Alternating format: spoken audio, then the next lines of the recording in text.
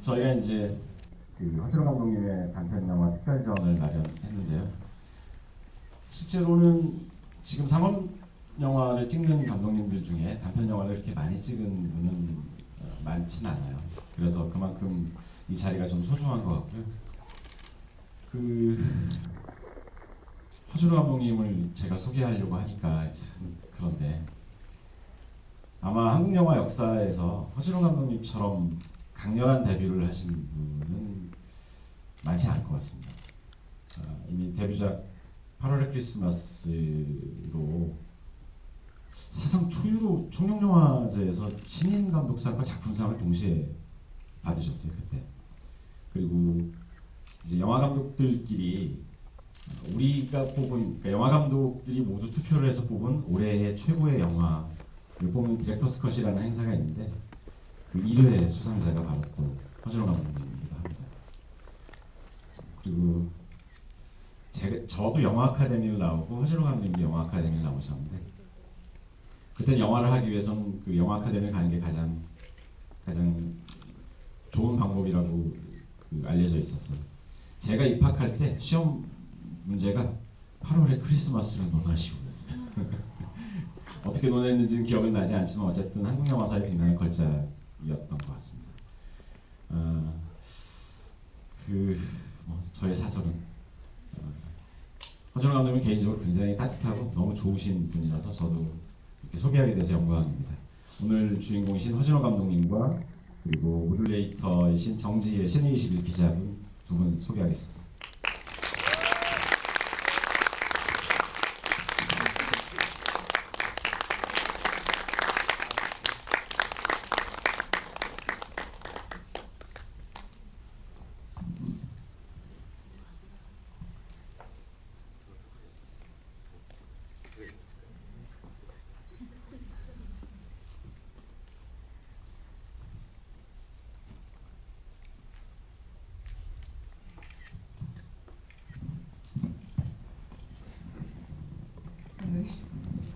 안녕하세요. 저는 신의21의 정지혜 기자입니다. 반갑습니다.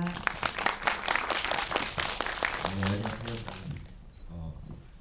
단편 만든 허준호 감독입니다. 최동훈 감독이 소개를 잘 해줘서요. 최동훈 감독은 제가 참 닮고 싶은 어떤 길을 좀 다를까 항상 제가 덕혜옹주 때도 편집 관련해서 많이 자문을 보냈었고 하여튼 제가 앞으로 영화를 해나가면서 많이 닮아야 될 후배 감독님인데 오늘 이렇게 좋은 소개를 해주셔서 감사합니다. 네, 오늘 금요일 밤에 이렇게 미장센 단편영화제 찾아주셔서 굉장히 감사드리고요. 특별히나 오늘은 이제 허준호 감독님의 단편 특별전인데 감독님도 굉장히 오랜만에 다시 보셔서 감회가 새로우시다는 이야기를 짧게나마 미리 전해 들었는데 관객분들도 아마 허준호 감독님의 단편을 이렇게 한꺼번에 볼 수 있는 기회는 많지 않으셨을 것 같아요. 그래서 오늘 좀 단편 이야기를 시작으로 감독님 영화들에 대해서 좀 이야기를 나누고 또 관객분들의 질문도 좀 받으면서 시간을 좀 진행을 해볼까 합니다. 감독님 아까 영화 여기 같이 보신 걸 알고 있는데 굉장히 웃으시면서 뭔가 좀 부끄러운 듯한 그런 얘기를 해주셨는데요. 오늘 좀 관람하신 소감부터 좀 오랜만에 보셨죠, 진짜. 제가 고초를 위하여는 뒷장면을 좀 봤고요. 들어오다가 서가지고 그리고 사랑이 주인가라는 작품부터 봤어요. 근데 이제 먼저 설명을 드리자면 사랑이 주인가라는 작품은 영화 아카데미 2차 워크숍 작품이에요.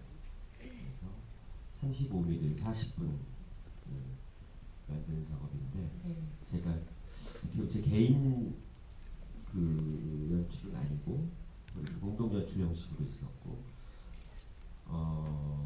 그 당시에 원래 이제 영화 아카데미가 2차 작품은 조금 좀 문학적인 소재나 혹은 또 사회적인 문제들을 다루는 그런 경우가 많이 있었는데 저희가 92년도죠. 그러니까 아마 전두환 때인가 어떻게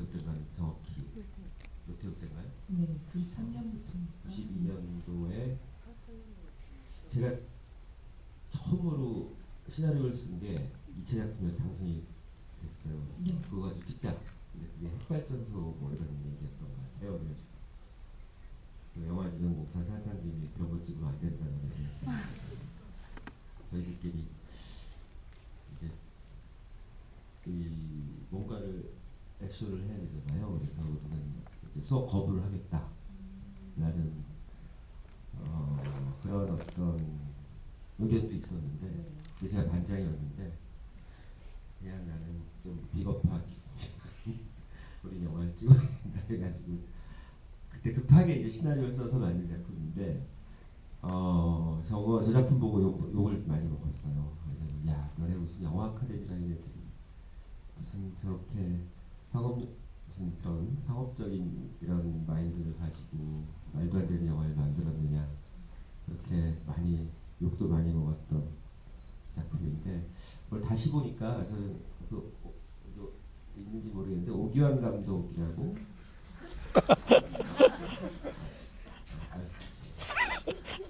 뭐 선물이나 그 다음에 최근에는 네. 그 중국에서 이별 계약 그 다음에 또 패션왕 지금 오기환 감독이랑 같이 뒤에 앉아서 봤는데 거의 뭐 그냥 너무 막 그 웃으면서 창피하면서 막 자기 나오니까 또 되게 또 거기 저희 그 같이 작업했던 어, 그 배우들이 대부분 주연 배우들 빼놓고 단역으로 나온 배우들은 다 저희 아카데미 동기들이었어요. 그래서 촬영했던 동기 또 조명했던 동기 저는 이제 연출을 했었는데 솔직히 제가 연출할 장면은 많지가 않아요. 이유가 저는 영화 아카데미를 영화를 전혀 공부를 안 하고 들어왔어요. 그래가지고 영화를 어떻게 찍을 줄 몰랐어요. 근데 이 작품은 바로 5커트라는 간단하게 찍어보고 바로 이제 여름에 그 워크숍을 찍는 작품인데 어떻게 씬을 이 배우가 나왔을 때 어떻게 씬을 이렇게 콘티를 해서 찍는지 몰랐어요. 그래가지고 어쨌든 저는 그냥 약간 뭐 제작부장 이런 역할도 같이 하면서 몇몇 장면 제가 연출한 장면이 있는데 좀 후지더라고요. 그래서 아니 뭐 이렇게 저희 동기들이 오늘 몇 명 왔었는데 오기 전에 이건 완전히 흑역사다 이걸 보여줄 것이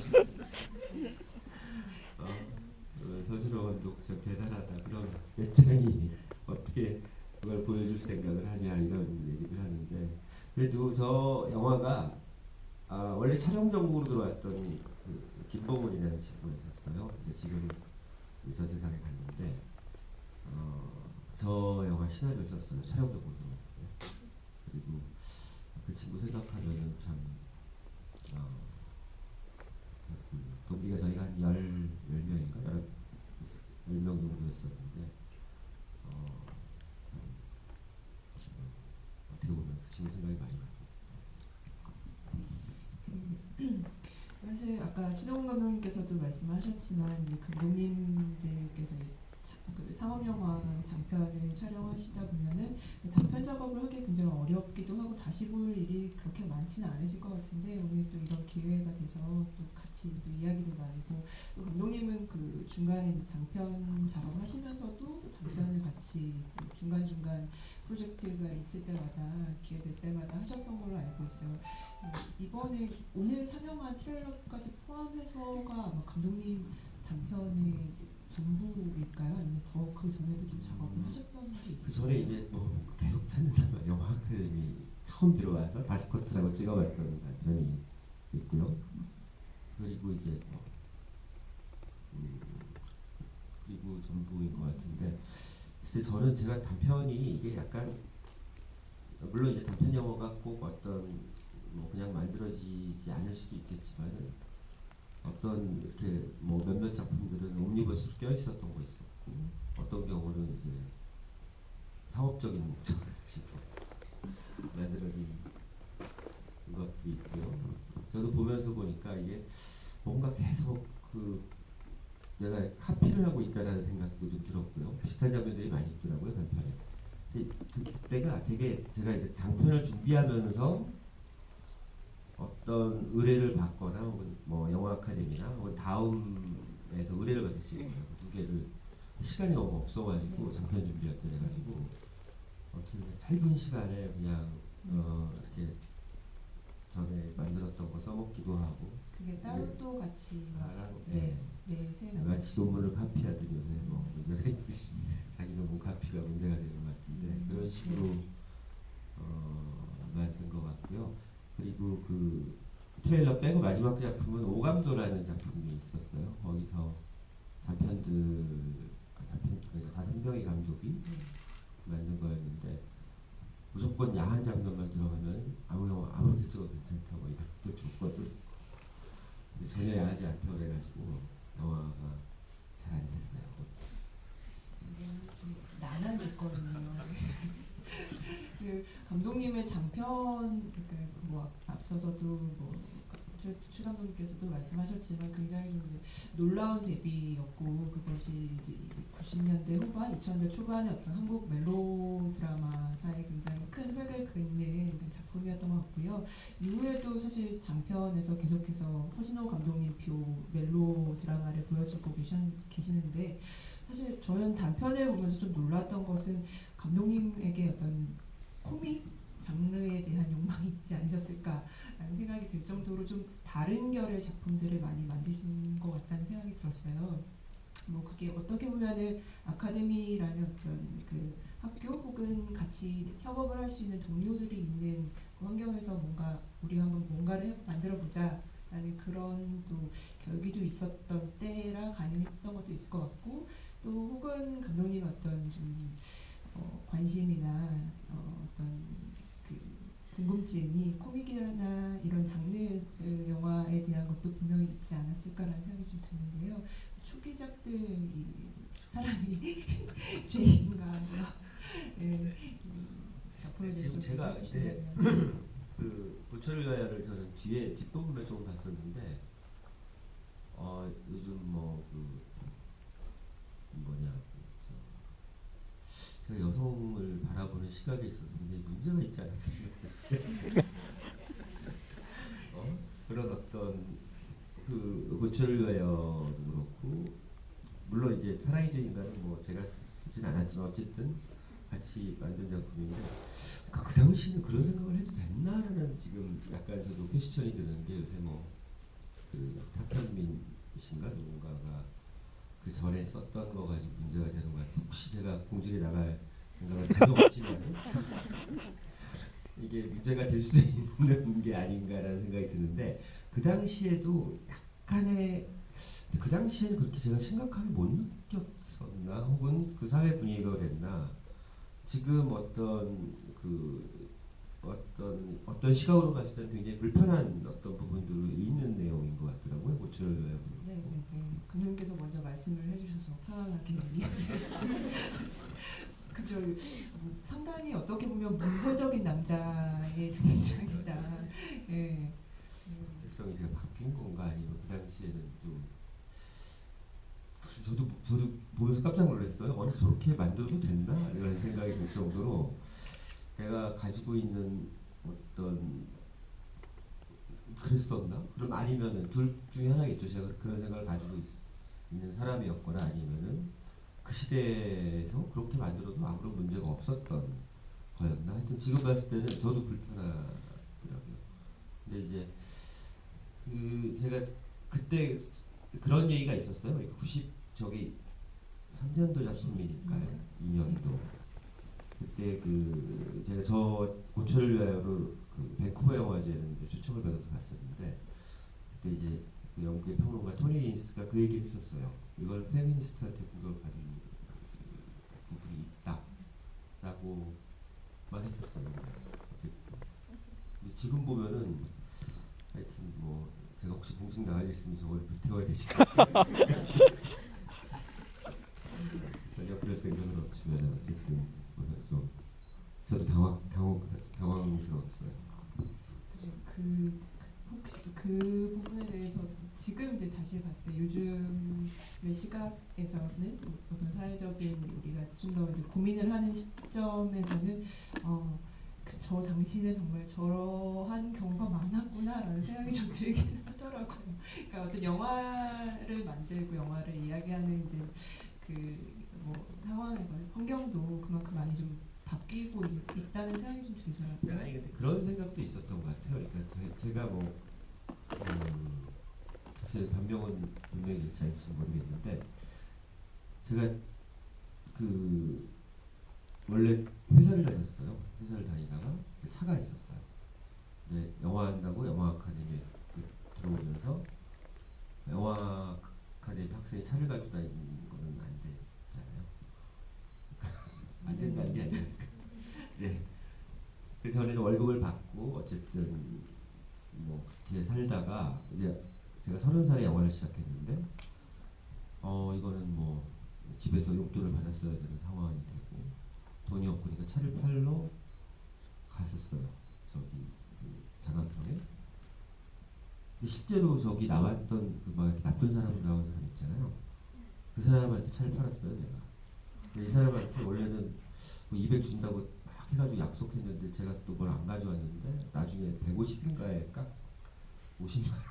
그러니까 정말 뭐 그 이렇게 근데 거기에 어떤 제가 봤을 때 그 당시 사회 분위기도 약간 그런 부분이 있었는데 어떤 그런 사람들에 대한 얘기를 그것이 어떤 감독이 가지고 있는 어떤 생각이라기보다는 그 인물들에 대한 표현 같은 걸로써 익스큐즈가 되지 않을까라는 생각을 했던 것 같아요. 그러니까 그 인물이 가지고 있는 그러니까 그 인물을 뭐 지지하거나 지지 않거나가 아니라 그 당시 제가 느꼈던 거는 그렇게 어떻게 보면 바닥에서 막 사는 사람들에 있어서의 건강성 이런 것들이 저는 좀 얘기를 한번 해보고 싶었다 그런 생각도 있었던 것 같아요. 92년도니까 한국에도 이제 중고차 시장이라는 게 막 생길 때인가요? 그때가 아니요, 그때는 혹시 92년도에 아니요. 92년도에도 뭐 아니 그 장안평의 중고차 시장은 굉장히 뭐 동양 최대 유명 큰 데였는데 거기서 영화를 못 찍어요. 워낙 거친 데래 가지고.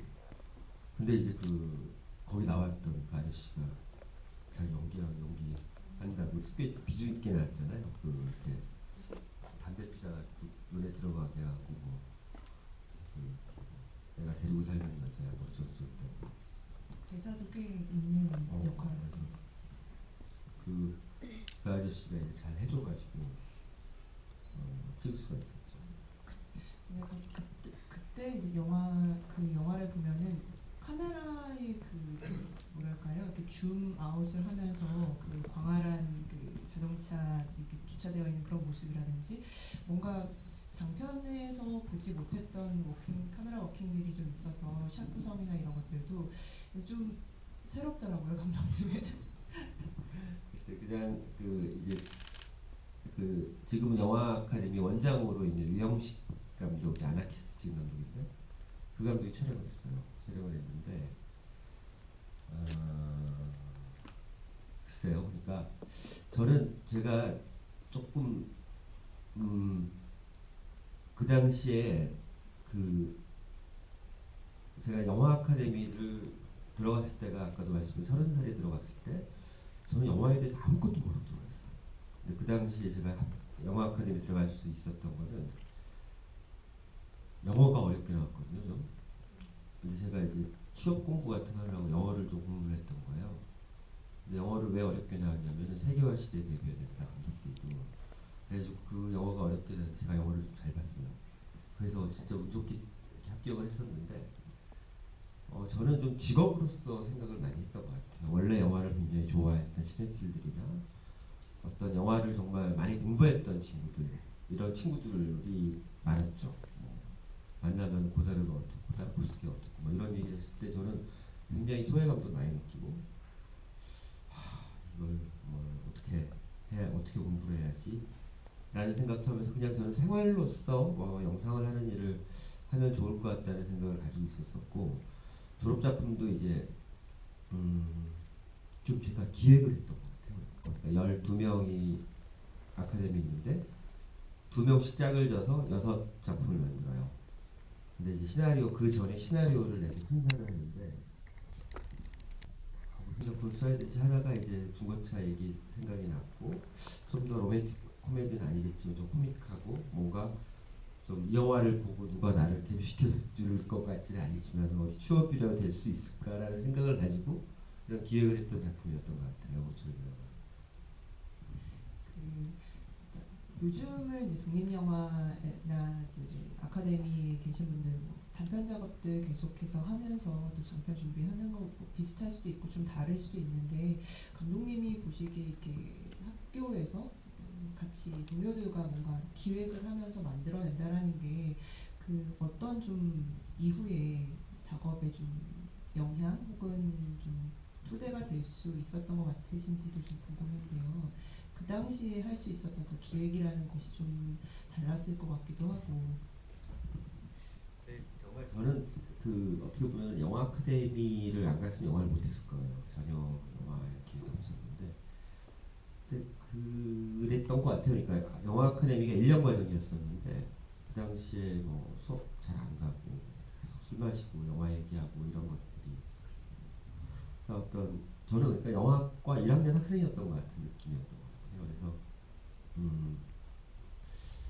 하지만 이제 같이 그때 동기들이라는 게 참 좋았던 것 같아요. 영화에 대해서 계속 고민하고 어떤 영화를 찍을지 그리고 불안감 그런 미래에 대한 불안감들이나 영화로 밥 먹고 살 수 있을까라는 것들 영화 아카데미 나오면 취직이 잘 된다는데 취직은 최소한 되지 않을까 이런 생각도 하고 근데 저는 그런 부분에 있어서 또 제가 나이는 제일 많았고 영화는 제일 몰랐고 해가지고 그 아까 이 몇몇 친구들이 많이 가르쳐줬어요. 시선의 일치는 이런 거에 형하고 뭐 이렇게도 얘기해주고 많이 배웠던 거 서로 이렇게 배우고 그랬던 것들이 좋았던 것 같아요. 그 장편과 단편의 어떤 호흡이나 작업을 하시는 방식 같은 게 좀 다를까요? 그러니까 뭐 아까 최동원 감독님은 단편을 정말 너무 찍기 힘들다, 난 못 찍겠다라고 말씀도 하시기도 했는데 그게 오히려 이게 장편보다 더 좀 짧기 때문에 그 안에 어떤 정말 명확한 기획의 방향이라든지 이런 게 또 필요한 순간이 있을 것 같다는 생각이 들어서 감독님의 어떤 경험에서는 어떤 차이가 있다라고 좀 보시는지 이후 이제 상업 작업을 하시면서도 단편을 하시면서 그런 생각들을 좀 해보시지 않았을까 싶은데요.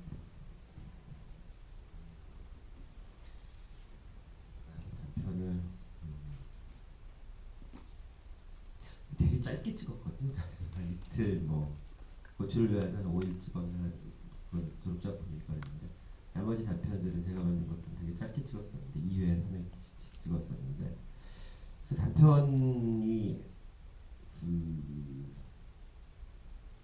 저는 제가 보니까 왜 이렇게 긴지 모르겠어요. 그 단편이 지루하고 왜 이렇게 호흡이 길까라는 생각을 좀 했었는데 글쎄요. 그러니까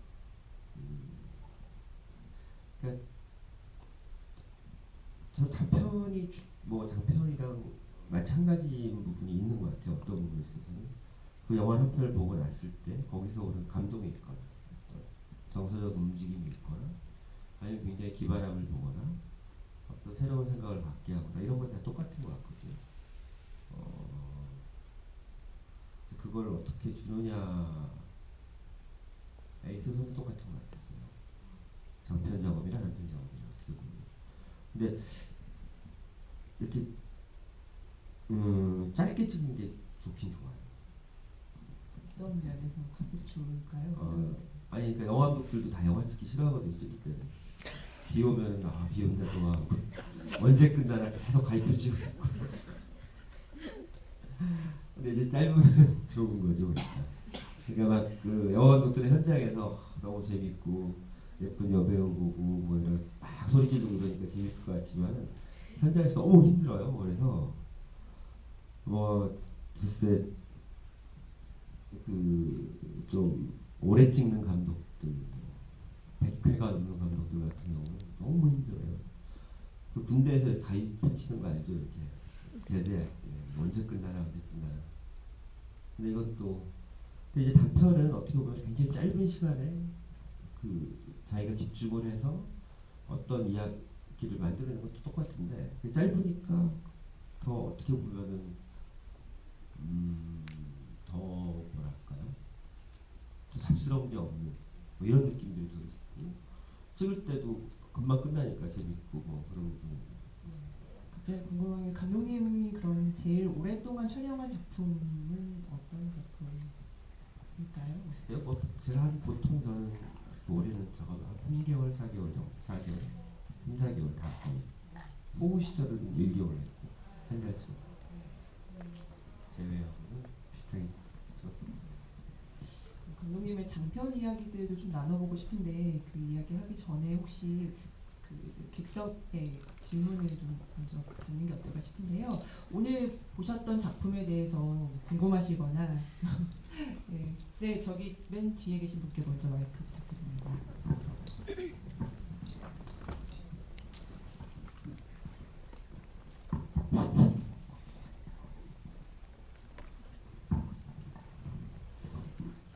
네, 재밌는 작품 많이 보여주셔서 감사하고요. 따로 또같이 하고 나의 새 남자친구 두 작품에 대해서 질문이 있는데요.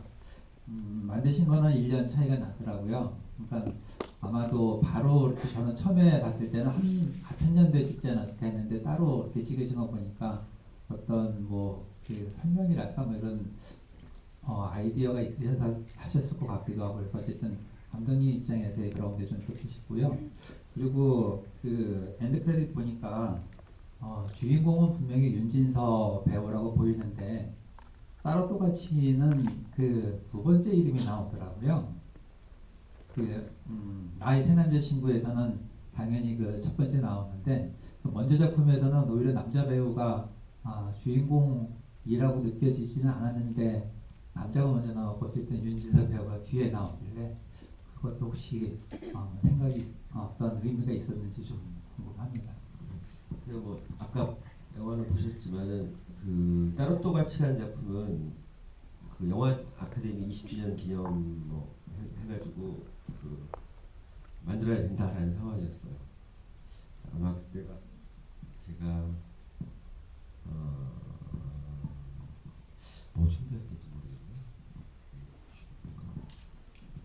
하여튼 제가 생각이 잘 안 나는데요.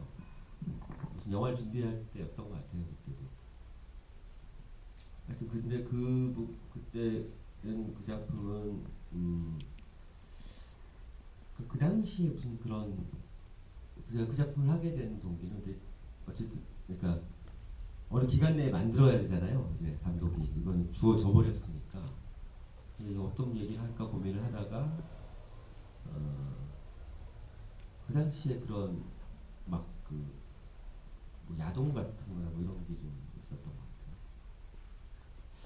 근데 이제 그것이 그런 또 다른 거기에서 이면들 한번 가져가 볼까 이런 생각을 했었어요. 그래서 약간 그런 것도 위험한 생각이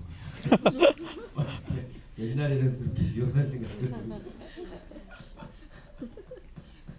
여기 위험한 자리가 될 줄. 그러니까요. 생각이 변하고 아니 그래서 이제 그 작품은 재밌게 전체 되게 재밌게 찍었던 것 같아요. 짧은 시간 내에 찍었고 그때는 이제 김영재라는 배우가 더 윤진서라는 배우는 좀 완전 신인이었고 김영재라는 배우가 많이 알려져가지고 이제 김영재라는 배우로 이제 올리자 크레딧은 그렇게 했던 거고요. 그리고 뭐 여자 입장도 있지만 또 남자의 느낌도 더 있을 수 있었고 그래서 그 주인공은 큰 의미는 없었던 것 같고요. 근데 이제 제가 그걸 2001이라는 작품을 찍고 재미있었고 그리고 괜찮았던 것 같아요. 영화도 나쁘지 않았던 것 같아가지고 그때 이제 20명의 감독들이 만드는데 야 그럼 누가 1등이냐 뭐 이런 얘기 다 했어요. 누님들 사이에서는 그런 또 이야기가 나오시죠. 왜냐면 뭐 봉준호 감독도 있었고 많았어요. 그때 감독들이 굉장히 많아가지고 야 누가 1등을 해야 되나 뭐 이런 농담도 하고 그랬었는데 어쨌든 재밌게 나는 찍었었는데 제작비가 되게 적었어요. 1,000만 원까지 찍으라고 1,000만 원인데 그래서 저는 개인적으로 감독용 한 편도 안 가져가고 제가 밥을 사서 찍었었는데 글쎄 뭐 저것 때문인지 아니면은 그 다음에서 뭔가 론칭을 하는데 그 감독들을 또 데리고 찍겠다는 거예요. 근데 저는 시간이 그때 왜 출연 작품인가 준비를 하고 있어요. 시간적으로 없는데 꼭 해야 되는 뭐 이런 상황이었어요. 근데 그 제작비가 굉장히 컸어요. 한 거의 1억 정도 됐던 것 같아요. 당시에. 그래서 촬영을 하고 나머지는 다 감독 거다. 그래가지고 좀 고민을 하다가 또 하기로 했는데 막 생각이 안 나가지고 어떻게 생각이 안 나더라고요. 그때 또 그때 어쨌든 제가 장편 영화 스태프들이 다 꾸려져 있었고 그리고 장편 영화를 만들어야 되는 상황인데 너무 짧게 찍어야 돼서 그리고 또 뭐 그 좀 그런 것도 있었던 것 같아요. 제안 같은 거 뭐 검색을 해야 된다. 짜친데 이런 거 해야 되나 이런 생각도 있었는데 워낙 금액이 커가지고 왜냐하면 1,000만 원에 제가 찍으면 1억을 가져갈 수도 있잖아요. 너무 돈 들고 근데 제작비는 한 5천만 원 넘게 든 것 같아요. 똑같이 찍었는데 똑같이 이틀 찍었는데 그게 보면은 약간 스태프들을 이제 뭐랄까요 촬영 감독이나 조명 감독이나 그 당시에 이제 보통 CF를 찍을 때 나오는 그런 개런티를 가져왔었던 것 같고 그러니까 예산이 이렇게 늘어나는구나라는 생각을 하게 됐죠.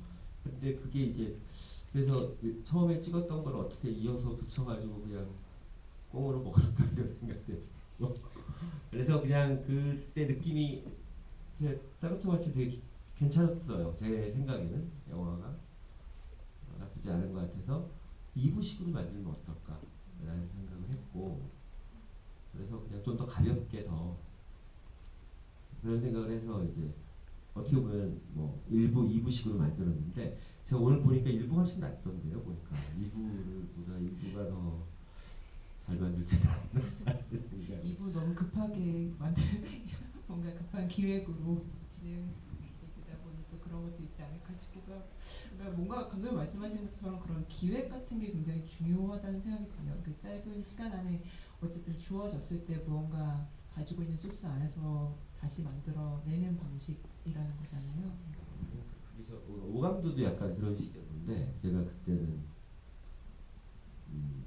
호흡시절 작품 준비할 텐데 찍고 빨리 가야 되는 상황인데 생각이 안 나는 거예요. 그래가지고 막 고민을 하다가 그것도 예산이 좀 있어가지고 그래서 예산 없이 한 1,000만 원 가지고 처음 찍은 게 제일 나은 것 같아요. 좀 아이러니하게도 그렇습니다. 네. 예, 또 다른 질문, 예, 여기 앞에 계신 분께 마이크 부탁드리겠습니다. 안녕하세요. 네. 감독님 단편들을 이렇게 모아볼 수 있어서 굉장히 영광이었습니다. 저는 그 나의 새 남자친구에 나온 배우 이진욱 씨에 대해서 여쭤보고 싶은데 당시 2004년만 해도 그 전작 뭐 드라마나 영화를 한 번도 찍은 적이 없던 신인 배우였는데 그때 감독님 인터뷰를 보니까 배우 이진욱은 뭐 얼굴이 다양한 감정이 있어서 굉장히 오묘한 느낌이다라고 말씀하신 거를 제가 본 적이 있어요. 네. 그런 얘기했어요. 네. 너무 옛날이라 기억이 안 나시는 것 같은데 그래서 어떤 부분이 근데 대사는 없지만 굉장히 어쨌든 중요한 역할이라고 생각이 되는데 어떤 부분이 그렇게 마음에 드셔서 영화를 찍으셨는지 궁금하고 지금 이제 13년이 지나서 어쨌든 배우 이진욱이 어느 정도 한국에서 주인공을 만든 좀 그런 대표 배우로 성장을 했는데 혹시 감독님께서 다음에 장편 영화에 다시 한번 캐스팅해서 같이 작품을 하실 의향이 있으신지 여쭤보고 싶습니다. 아니, 그 이진욱 배우는 그 당시에 이제 어쨌든 그 많이 추천을 받았었어요 배우들은. 근데 이진욱 배우가 아마 CF에 나왔었어요. 영화나 드라마나 이런 건 한 번도 안 했었는데 근데 첫 느낌이 되게 좋았었고 오디션을 봤을 때 오디션이라기보다 이렇게 나갔을 때 그래서 같이 작업하기로 했고 얼굴이 되게 좋더라고요. 그 느낌이 이렇게 전에 보지 못했던 그런 느낌의 얼굴이었던 것 같고 저때 아마 몇 살이었죠? 24살. 그래서 이제 또 이진우 배우가 되게 성격이 좋았고 뭐 저 단편에서는 거의 다 애드립식이거든요. 그냥 현장에 가서 이렇게 하자 뭐 대사도 많지 없고 그러니까 근데 처음인데도 보면은 그래도 이렇게 되게 뭐랄까요? 제 기억에는 어쨌든 되게 정말 낯설게 처음으로 연기를 하는데도 그래도 잘 했던 것 같아요. 영화를 보면은 멋이 괜찮게 나왔잖아요. 그래서 이 배우로서 배우 하겠다라는 생각을 저도 그때 했었고 그래서 몇몇 그 감독들도 되게 괜찮다 이지는 얼굴 되게 좋다라는 얘기가 많이 나왔었죠. 그래서 저도 최근에 만났었는데 어쨌든 최근은 아니고 한 1년 전인가. 근데 되게 좋더라고요 아직도. 그래서 감독님이 저를 데뷔시켰었습니다. 이런 기억이 있습니다. 네, 또 질문을 혹은 뭐 단편 보신 소감도 좋고요. 참고로 오늘 감독님 작품 중에 8월의 크리스마스와 행복 그리고 하나는 덕혜옹주 이렇게 그 세 작품의 블루레이를 선물로 드린다고 해요. 그래서 4장이 준비된 걸로 알고 있는데요. 예, 혹시 질문을 더 해주신다면 네, 중간중간 또 영화 단편을 재밌게 잘 봤고요. 오히려 요즘 만드신 영화들보다 예전에 이렇게 만드신 단편들이 훨씬 인상 깊더라고요. 제가 생각하는 감독님 매력은 연인들이 갈등 상황에서 겪는 인물들의 섬세한 감정 변화나 그런 부분들을 묘사해 주시는 걸 보면서 되게 인상 깊게 본 게 많았었는데 오히려 요즘 영화들에서는 그런 걸 많이 못 보게 돼서 아쉬웠었거든요. 그래서 오늘 단편들 보면서 예전 그 느꼈던 모습들을 다시 볼 수 있어서 좋았던 것 같고 여쭤보고 싶은 건 요즘 영화들에서는 좀 그런 걸 느낄 수 없는지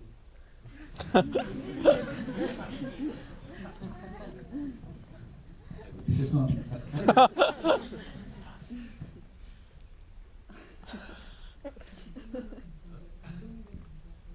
감독님의 작품 근작에서 말씀하시는 거 예.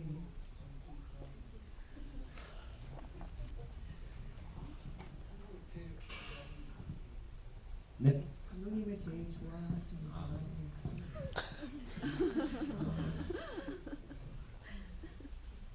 그러니까요. 그런 거 있는 것 같아요. 그러니까 뭐랄까요. 그런 제가 이제 최근에 만든 덕혜옹주 같은 경우나 뭐또 위험한 관계나 이런 영화와 그 제가 전에 찍었던 뭐 8월의 크리스마스나 봄날 간다나 뭐 이런 영화를 찍는 방식이 틀려요. 되게 틀린 것 같아요. 근데 저는 약간 그런 생각 들었거든요. 계속 반복되는 느낌 좀 있고 그래서 좀 다르게 한번 해보면 어떨까 해서 한번 바꾸고 싶은 생각도 있고 그런 생각과 또 하나는 만드는 족속 흥행이 안 돼가지고 계속 너무 흥행이 잘 안 돼가지고 나는 어떻게 흥행을 한번 해볼까 이런 생각도 했었고요. 근데 그런 고민들이 있는 것 같아요. 어떤 식으로 그러니까 전에 제가 만들었던 영화의 그런 방식을 가지고 만드는 걸 좋아하시는 분들이 많이 있다는 걸 저도 알고 뭐 제가 덕혜옹주 만들고 인터뷰할 때 보면은 많은 기자분들이 특히 또 그런 여자 기자분들이 그런 얘기를 하더라고요. 옛날 영화와 같이 만들어주세요. 그러니까 기분이 좀 안 좋고 그랬었는데 그런 고민들은 제가 앞으로 계속 해야 될 것 같아요. 그러니까 제가 만약에 전에 만들었던 방식의 영화로 또 재미를 느껴가지고 만들 수 있는 또 있을 것 같고 아니면은 또 제가 뭐 최근에 만들었던 방식 같은 그런 굉장히 대중적이고 상업적인 어떤 방식을 가지고 만들 수도 있을 것 같고, 만약에 제가 또 더 능력이 있고 그리고 더 공부를 많이 하고 또 운이 좋다면은 또 두 개가 다 섞여서 잘 나올 수 있는 영화도 있을 것 같고, 근데 뭐 아직은 제가 어떻게 변화를 해야 될지 잘 모르겠어요. 전에는 막 반복되는 것 같아서 좀 재미가 없었어요. 제가 제 영화를 아까도 얘기했듯이 너무 카피하듯이 하고 있는 거 아닌가 라는 생각. 이번 영화 내가 이 단편들 보면은 계속 짐 싸는 것만 나오고, 보면은 문 닫고 열고 뭐 이게 좀 왜 그럴까 이게 무슨 찍다가 생각이 안 나서 옛날 거 찍은 거 써먹는 거 아닌가라는 생각도 들었고요. 아마 제가 그런 이유 때문에 좀 변화를 가지고 싶었던 것 같아요. 근데 최근에는 좀 큰 영화의 이런 에 대해서 약간 또 퀘스천이 또 생기고 있고 그래가지고요. 하여튼 무슨 말씀인지 알겠고, 하여튼 잘 하겠습니다. 네, 저기 갑자기 네 분이 손에 들어주셔서 예, 먼저 부탁드릴게요. 예. 네, 안녕하세요. 멜로 영화를 만들고 싶어하는 영화가 학생으로서 가장 존경하는 감독님을 이렇게 뵈서 너무 영광입니다. 제가 감독님에 대한 인터뷰나 자료들을 찾아봤을 때 8월의 크리스마스 영화를 만드실 때 그 5분 정도 되는 장면을 촬영하기 위해서 하루를 쓰셨다고는 이야기를 들었어요. 그러니까 한 장면을 엄청나게 생각을 많이 하시고 만든 것 같아서 그렇게. 제가요? 네, 그래서 제가 언제 8월의 크리스마스에서 5분 정도 장면을 그 하루에 5분 장면밖에 안 찍었다는 인터뷰를 많이 봤거든요. 그래서 감독님이 그런 인물들에 대한 감정이나 그런 생각에 대해서 항상 고민도 많이 하시고 그러셨던 것 같아서 되게 존경스럽다고 생각을 항상 해왔어요. 근데 감독님이 그 영화를 만들고 그 고민하는 그러니까 그런 고민에서 어떤 생각을 하셨는지 너무 항상 궁금해왔거든요. 그 질문 드리고 싶습니다.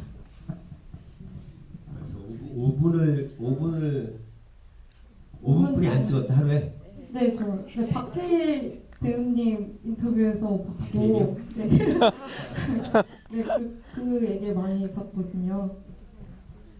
하루에 아마 컷을 찍지 않았다라는 의미가 아니었을까요? 그런- 그러니까 많은 그쵸. 컷수가 아니라 그러니까 한 컷을 제가 아마 정확히 기억은 안 나는데 8월의 크리스마스가 한 280컷인가 뭐 정확히 180이에요. 제가 감독님 인터뷰 그 당시 하셨던 것들 좀 찾아보니까 아닌데요. 180컷은 넘을 것 같아요. 봄날은 간다 혹시 적거든요. 봄날은 간다가 아마 180컷인가 200 정도였는데, 아마 그런 얘기 제가 만약에 박해일이 그런 얘기를 했다면은 아마도 그러니까 제가 그 전에 그런 이렇게 영화를 찍을 때는 컷 수가 되게 적잖아요. 그러니까 하루에 저는 적을 때는 한 카트만 찍어도 돼요. 하루에 보통 상업 영화 나가서 그短영화 찍을 때 하루에 3분 정도 찍으면 뭐 쓸 부분을 3분 정도 찍으면 괜찮거든요.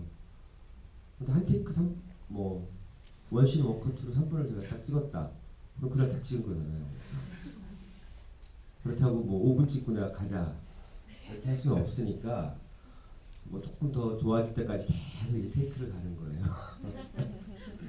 테이크를 반복해서 가다 보면은 배우들이 조금 더 뭐 자연스러워질 때도 있고 좋아질 때도 있고 이제 그런 식으로 찍었어요. 정말 그때 왜냐하면 여러분 아마 무사라는 작품이 그 당시에 몇천 커트가 된다고 막그 찌라시에 써 있었었는데, 그 무사를 찍은 김영구 촬영 감독이 봄날에 만나는 영화를 찍었거든요. 근데 그걸 찍고 바로 왔어요. 중국에서 찍고 바로 왔었는데 하루에 막 3카트 찍고 4카트 찍으니까 스태프들이 적응을 못하는 거예요. 뭐 이렇게 찍어도 되나? 영화 너무 안 찍는 거 아닌가 열심히. 이렇게 가만히 있어도 밥 먹어도 되나? 뭐 이런 생각을 했었는데 김영구 촬영 감독이 되게 재밌는 얘기를 했어요. 이 영화는 한 카트 3분 찍으면 되는 거지. 똑같은 거다. 100카트를 찍어서 3분을 만들어내는 거랑 그냥 물론 이제 이게 재밌어야겠지만 그러니까 그건 아마 제가 그 전에 찍는 방식이었던 것 같아요. 전에 근데 제가 이제 이건 조금 시간이 되면은 제가 이제 봄나는 간다 때였는데 영화 끝나고 나서 제가 어느 맥주집에서 맥주를 먹는데 친구랑 텔레비에서 봄나는 간다 해줬어요. 그래서 봄나는 간다 하는구나 그래서 둘이서 술을 마시고 한참 얘기를 하고 딱 봤는데 또 똑같은 장면이 계속 나오는 거예요. 야, 이 영화 이렇게 찍으면 안 되겠다. 너무 지루하다. 라는 생각을 했었던 기억이 있어요. 아까 이쪽에 계신 분께 먼저 글을 좀 아까 이쪽에 손 들어주셨던 분, 예. 그 하얀색 티셔츠 입은 예.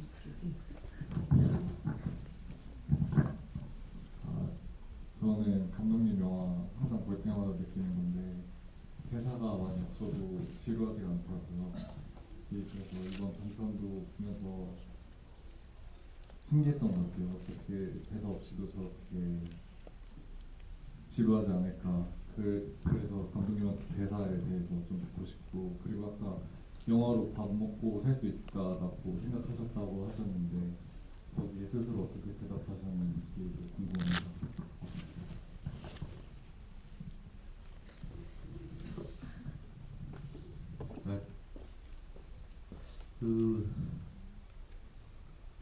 이상하게 제가 대사를 많이 안 만드는 것 같아요. 저는 보니까 단편에.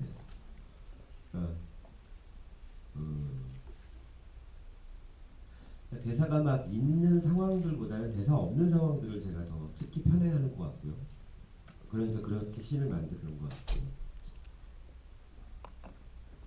근데 보니까 되게 지루하던데.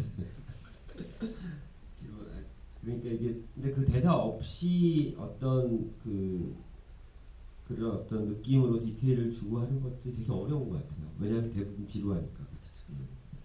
그 지루함을 없애기 위해서는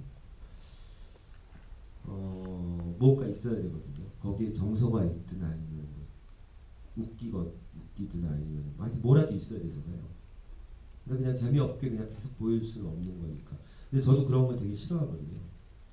그 두 개가 저는 아마 제가 영화를 어떤 이렇게 단편을 만들 때 특히 그런 식으로 썼던 것 같아요.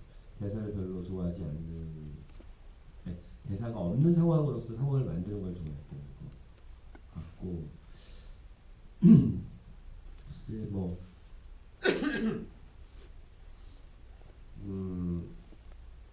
제가 영화 아카데미 다닐 때 그런 걱정들을 많이 했었죠. 근데 저는 제가 고초를 위하라는 작품이 그때 만들었을 때 반응이 괜찮았어요. 그래가지고 예를 들면 그럴 때가 참 좋았어요. 그러니까 저 뭐 독립영화협회 같은 데서 저 영화 투입을 했었거든요. 그러면 그때 이제 정지우 감독이 또 되게 유명했어요. 사로라는 작품. 둘이 만나가지고 감독님까지는 안 했고 그냥 선배님이랑 하면서 그 동대 정지 아니 한대 정지우가 자니까 뭐 이렇게 그걸 또 뭐 이렇게 스타들이 뭐 봉준호 감독은 백색이라는 걸로 되게 유명했고 그런 게 제일 좋았어요 저는. 그러니까 그냥 제가 그 섬에 가고 싶다라는 영화 박광수 감독님 연출을 했어요. 아마 전티라는 영화 하실 거예요. 만드신 감독님인데 저는 제가 영화적으로 배운 거는 연출부 하면서 많이 배웠던 것 같아요. 박광수 감독님한테 영화를 찍는 방식이나 어떻게 보면 근데 그분은 물론 이제 사회에 대한 얘기들을 많이 만드셨지만은 제가 그런 어떤 보다는 이제 저는 이제 남녀 간의 이야기를 많이 들었지만은 제가 연기를 어떤 지도하는 방식이나 혹은 또 시를 만들어가는 이야기를 만들어가는 방식이나 이런 것들은 어떻게 보면은 박광수 감독님한테 많이 배웠었고 근데 그분이 이제 졸업작품 보고 나서 연출부를 뽑은 건데 받는지 안 받는지 모르겠는데 어쨌든 뭐 저한테 했던 얘기 중에 하나는 제가 연출 처음 들어갔을 때 밥 먹고 살겠다라고 충북에서 밥 먹고 살겠다는 말씀이 저는 되게 기억에 남는데 뭐 그 후에도 굉장히 어려웠죠. 그 밥 먹고 사는 거. 근데 그건 정말 중요한 것 같아요. 생활이라는 거는 하여튼 그렇습니다. 근데 요즘은 그래서 그때 그런 생각도 했었어요. 그때 강석 감독 아시잖아요. 강석 감독이 투캅스 막 굉장히 흥행을 가져올 때 강석 감독 연출 보러 갔어요. 잠시 고민을 했었는데 그랬으면 아마 좀 달라지지 않았을까요. 저는 개인적으로는 제가 워낙 그 영화에 대한 그런 배움이 짧고 그래서 영화 아카데미 다닐 때나 그 고철 여행 같은 경우도 되게 신선하게 봤던 것 같아요. 그러니까 사람들이 그때 이제 이렇게 좀 이렇게 나쁘게 얘기한 사람도 베스트 극장 갔다 했거든요. 베스트셀러 극장 그런 게 있었어요. MBC에. 무슨 저 영화 같지 않다라는 얘기가 있었는데 또 반면에 그 당시에 굉장히 그 영화를 많이 아는 사람들이 찍는 방식으로 영화를 찍지 않고 저는 그냥 날것으로 찍은 느낌이 좀 있어가지고 또 신선하게도 받아줬던 것 같아요.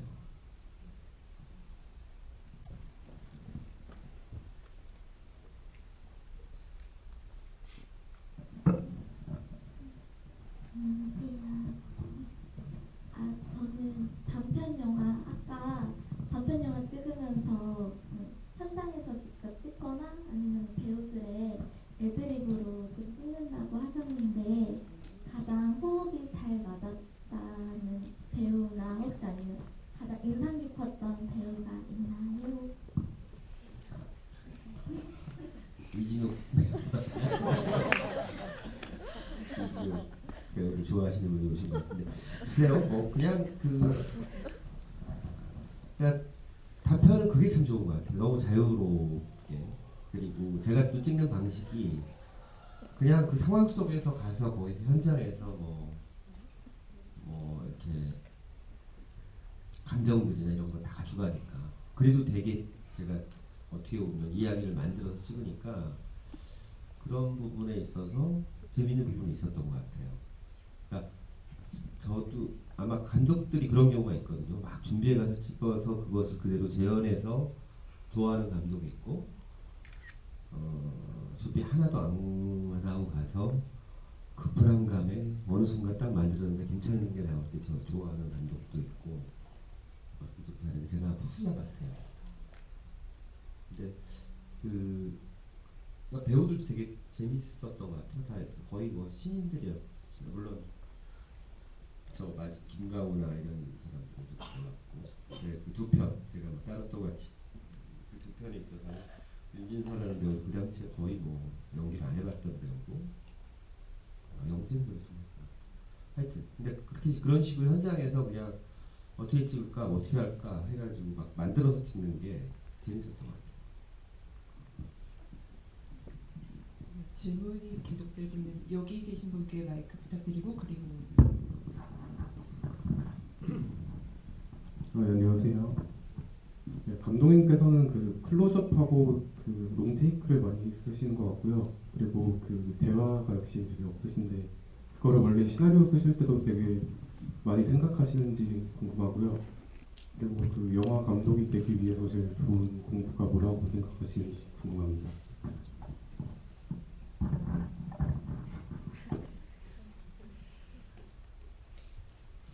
글쎄요, 뭐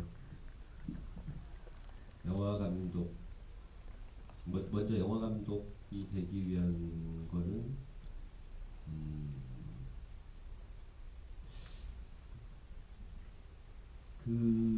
그냥 뭐 저 포함해서 혹은 또 이렇게 많은 감독들 제가 좋아하는 감독들 그리고 작품을 좋아하는 감독들 자기 시선이 있는 것 같아요. 그러니까 영화가 분명 기술적인 게 분명히 있어요. 근데 기술적인 거는 특히 요즘은 뭐 그 많이 촬영이나 뭐 다 뭐 조명 촬영 뭐 이렇게 전문화된 것들이 많이 있거든요. 액션 같은 경우도 무슨 감독. 근데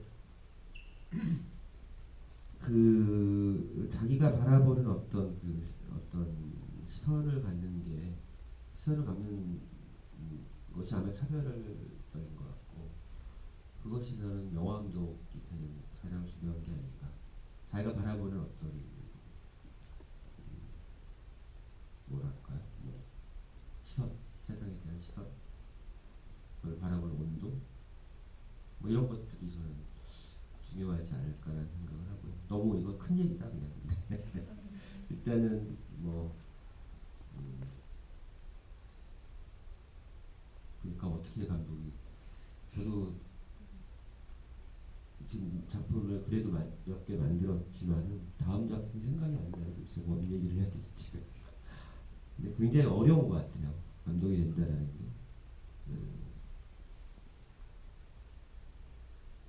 그래서 단편이 좋아요. 단편은 딱 주어진 상황에서 뭐 다음 달에 찍어야 됐을 때 무조건 사람을 부지런하게 만들고 하게 만들거든요.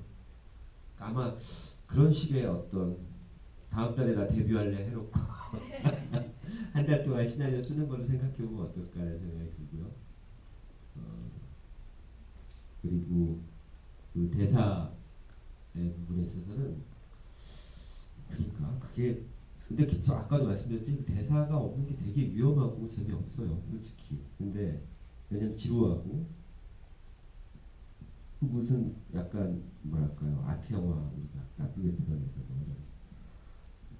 감독님의 그 영화에서 대사가 없는 그 공백을 채워주는 많은 부분들이 저는 약간 그 계절의 흐름이라든지 아니면 어떤 풍광을 담는 방식에서 온다라는 생각이 좀 들었거든요. 그러니까 그 정말 뭐 봄날이 간다, 뭐 8월의 크리스마스도 그렇지만 굉장히 인상적인 순간순간들을 이렇게 떠올려 보면은 그들의 어떤 대사를 주고받는 장면보다는 그들이 뭔가 응시하는 어떤 순간의 그 풍광, 그 자연의 소리라든지 아니면 햇살이라든지 이런 것들이 주는 그 어떤 인상이 굉장히 크다라는 생각이 들어서 감독님께서 좀 그 배제된 대사를 자연의 어떤 소리나 어떤 시청각으로 채워가는 방식에 굉장히 관심이 많으시구나라는 생각을 좀 했었던 것 같습니다. 기억이 나지. 그랬었구나. 그러니까요. 저도 뭐 낯서네요. 보니까 제가 이렇게 그 대사 없이 많이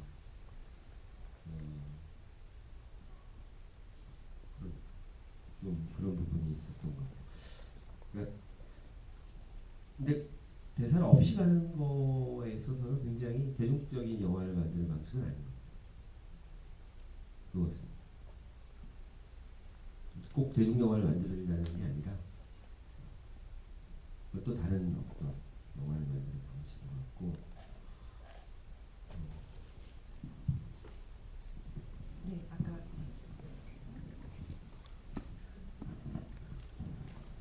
네, 감독님 작품을 다 좋아하는 학생인데요.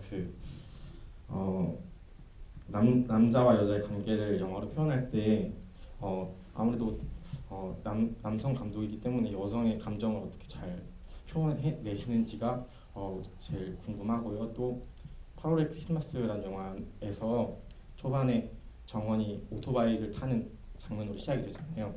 근데 타이틀 이후에는 정원이 잠에서 깨어나는 걸로 시작이 되는데 그 순서를 바꾼 의도를 궁금해서 한번 물어보고 싶습니다.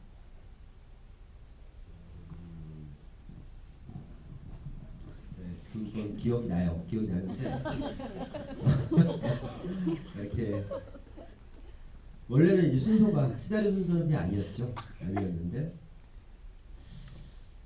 너무 이렇게 무겁게 시작하는 것 같아요.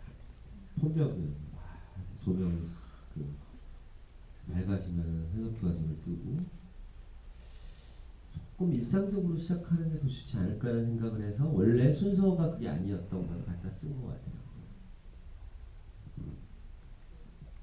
남성 감독님으로서 아까 질문 하나 여성의 심리나 이런 것들이 그리는 방식에 대한 고민.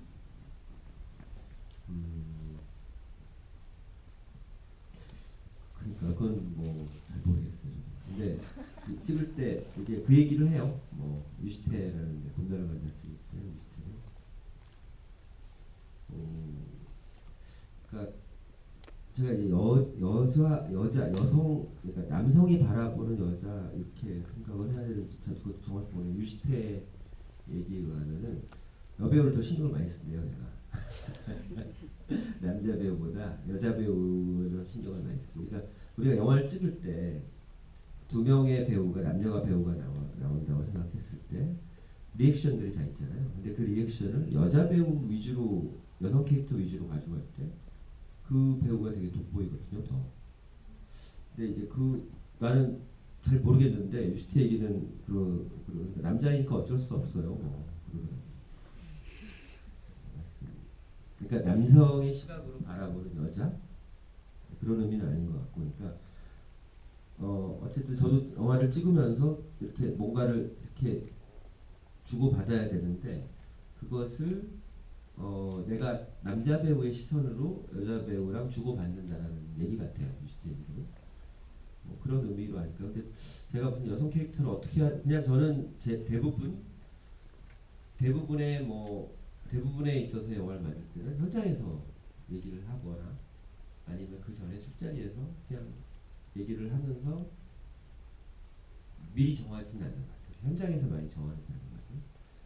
뭐 그런 면에 있어서 뭐 제가 찍는 방식이 있어서 그런 것 저희가 시간이 꽤 많이 흘러서 아까 장편 이야기를 하겠다라고 했는데 오늘 이렇게 자연스럽게 이야기들이 감독님의 작품들 이야기들이 자연스럽게 나온 것 같고요. 뭐 사실 감독님의 어떤 멜로드라마에서는 한 가지 좀 이야기하고 싶었던 거는 아마 많은 분들이 공감하시지 않을까 싶은데 어떤 시간성이라는 것에 대해서 굉장히 감독님 영화를 보면 생각을 하게 되는 것 같아요. 이렇게 뭐 멜로라는 것의 어떤 정서를 쌓아가는 방식이라는 게 사실상 그 시간과 뗄래야 뗄 수 없는 부분도 분명히 있을 것 같다는 생각이 들고요. 근데 그게 뭐 아까 말한 그 대사 없음이라는 게 어떤 자연의 변화라든지 그 계절이 바뀌거나 혹은 그런 시간이 흘렀다라는 것으로 채워지는 부분들이 분명히 있다는 생각이 들어요. 그래서 감독님이 생각하시는 어떤 멜로의 정서를 쌓는 방식에 있어서 시간성이라는 게 좀 어떤 의미가 있을지도 좀 궁금하고요. 특히나 이 시간성이 때때로는 어떤 죽음이라는 것과 굉장히 좀 연결이 되어서 그러니까 감독님의 작품에는 계속해서 좀 죽음의 그림자가 좀 이렇게 좀 드리워져 있는 것 같은 죽을 운명에 이제 앞두고 있는 사람이거나 뭔가 주변의 사람들이 죽었다거나 그 죽음의 소식을 전해 듣는 그런 순간들이 많았던 것 같아서 그것에 대해서 좀 여쭤보면서 좀 더 정리를 해야 되지 않을까 싶습니다.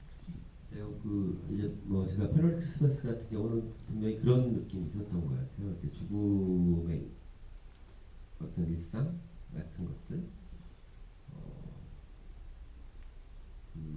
이런 생각을 가지고 그 영화를 만든 부분 분명히 있었던 것 같고요.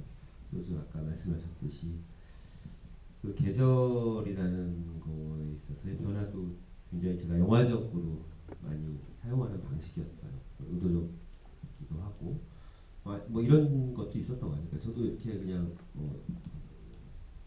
어떻게 보면은 우리가 그 계절에 따라서 혹은 이런 바깥의 온도나 뭐에 따라서 이렇게 굉장히 뭐랄까 감정의 변화들이 생겨요. 되게 우울한 근데 어느 날 갑자기 뭐 이렇게 뭐가 이렇게 그 계절이 바뀌면 싹 오면서 그것이 사라지는 경우도 있고. 그러니까 그런 것들이 되게 영화적으로 같이 제가 쓰는 방식 중에 하나였던 것 같아요. 기술적인 방식인데 그런 것들이 이제 봄날은 가자 같은 경우 좀 반복됐고 행복에서도 나왔던 것 같고. 그러니까 그게 약간 반복되니까 아까도 말씀드렸듯이 너무 표절하는 거니까 해가지고 다르게 한번 가보려고 하는 것 같아요. 저도 아까. 그 시간이라는 게 때때로 이렇게 공간이랑 뭐 때때로가 아니라 거의 항상 시공이 같이 움직이는 건데 좀 감독님의 작품은 대도시 어떤 도시 남녀 혹은 도시 어떤 멜로 드라마보다는 소도시나 어떤 지방 그러니까 뭔가 고립되어 있거나 그러니까 그들은 굉장히 일상을 살고 있지만 사실상 그들이 어떤 그들만의 어떤 공간으로 가서 그 이야기가 전개되는 것 같다라는 생각도 좀 들거든요. 그러니까 특히나 좀 강원도를 많이 가시는 거는 뭔가 그 공간이 좀 전혀 다른 뭐 서울이라든지 우리가 흔히 좀 봤던 공간이랑 좀 다르다라고 느끼시는 부분도 있지 않을까 싶기도 하고요. 근데 뭐 꼭 그렇지 않았던 것 같아요. 그러니까 다 전국을 다닌 다음에 영화 촬영을 어디서 할까 전국을 다닌 다음에 이제 그쪽으로 가서 찍고 그랬었던 것 같은데 그러니까 뭐 그것이 의도적으로 강원도를 먼저 정하고 갔던 건 아닌 것 같고 하도 옛날 일이었어 이제 오늘 뭔가 좀 솔직한 이야기 그리고 오래된 작품 다시 보시면서도 좀 옛날 기억도 좀 끄집어내셨던 것 같고 이런저런 이야기들을 좀 많이 나눈 것 같은데요. 시간이 좀 많이 흘러서 관객분들에게 인사를 좀 부탁을 드리겠습니다. 네. 그 이제 미장센 영화제가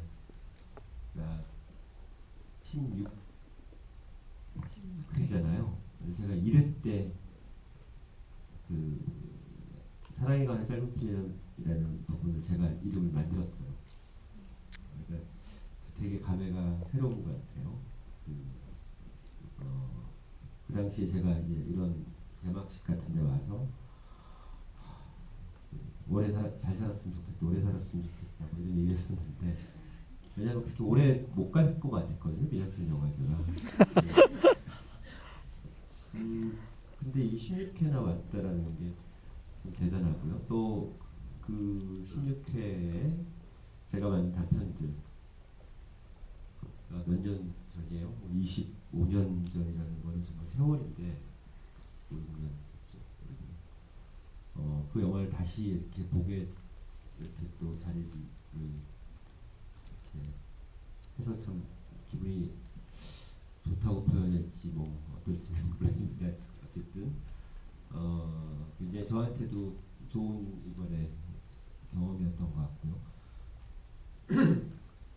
영화는 어떻게 뭐 재밌게 보셨는지는 참 궁금한데 그 전에 만들었던 영화를 보면서 느끼는 게 하여튼 감독은 자기 영화를 보면서 재밌게 보기가 참 어려운 것 같아요.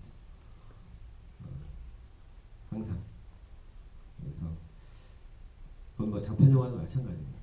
장편 제가 만들었던 영화도 정말 볼 기회가 없는데 이번은 제가 2차 작품을 한번 보고 싶었어요. 옛날에 정말 아까 오기환 감독 뒤에서 좀 아마 시끄러우셨을 것 같아요. 보면서 야 말이 되냐 저거 서로 막 누구 막 계속 얘기하면서 너다 뭐 이렇게 얘기하면서 와 창피해서 못 보겠다 이렇게 봤는데 어떻게 보면 그런 어떤 저 정말 진짜 영화를 몰랐을 때 처음 학생으로 들어갔을 때 만들었던 그런 느낌을 다시 보게 돼서 기쁘고요. 하여튼 여러분들도 좋은 오늘 이런 시간이 좋은 기억으로 남았으면 좋겠습니다. 오늘 해주셔서 감사드리고요. 계속해서 영화제 기간 때 또 자주 영화 극장에서 만날 수 있기를 바라겠습니다. 감사합니다.